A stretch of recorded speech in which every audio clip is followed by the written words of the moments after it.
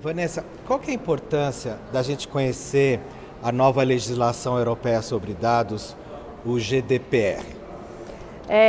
Eu acho que o GDPR é um marco em relação à proteção de dados. A gente está saindo de uma fase em que as empresas coletavam tudo quanto era dado indiscriminadamente, sem o consentimento expresso, ou sem que o titular do dado soubesse exatamente aonde o dado dele ia parar. Então, acho que isso cria uma nova realidade em que as empresas vão usar com mais responsabilidade e, mais do que isso, até usando isso como uma ferramenta competitiva, como um diferencial competitivo, né? Então, você sai de um universo em que você pega todos os dados para um que você tem que fazer uma minimização, mas com inteligência e com criatividade de uma forma responsável. E o que isso tem a ver com o Brasil especificamente? Olha, a lei, o GDPR, ele tem uma aplicação extraterritorial.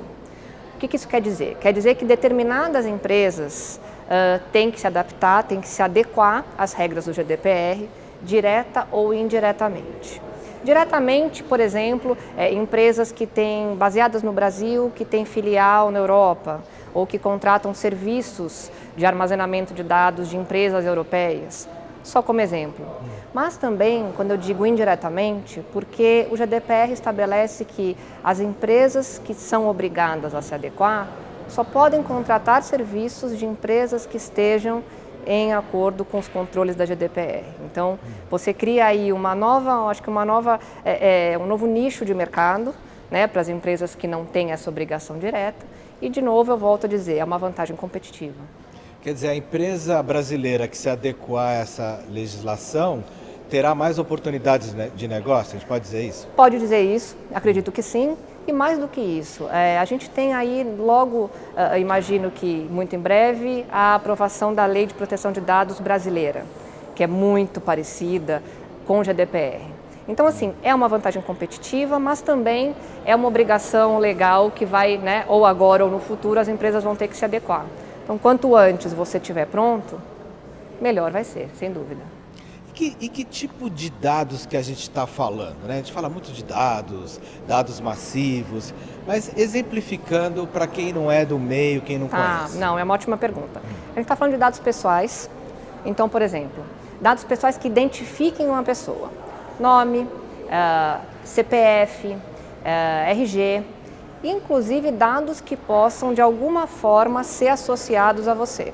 Então, existe um questionamento sobre endereço IP, que é um número, uma sequência numérica, que teoricamente ele é randômico, então ele não necessariamente identifica que você é o titular daquela máquina que você está logado. Mas eu acho que esse é um bom exemplo de dados que podem te identificar.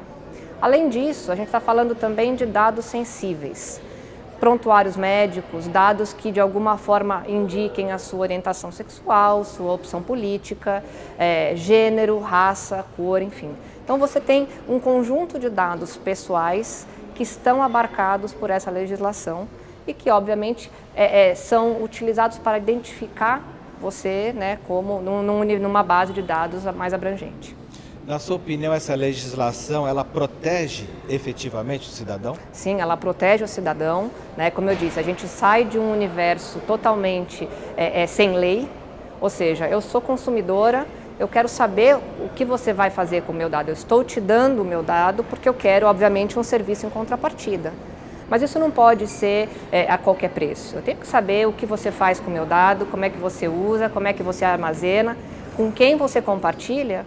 E se amanhã não quiser mais que você tenha esse dado, eu tenho o direito de pedir que você o apague. Então, acho que isso é um avanço, sim, vai mexer com o mercado, mas eu acho que é necessário para a gente regular as relações comerciais. E para a gente finalizar, a sua avaliação do evento hoje? Eu estou achando o evento sensacional, é uma agenda diferente, né? Não segue um padrão ou um tema muito específico, a gente consegue ver abordagens diferentes, uma abordagem jurídica, uma abordagem de negócio, uma abordagem técnica, e eu acho que isso é super enriquecedor para a audiência que está aí.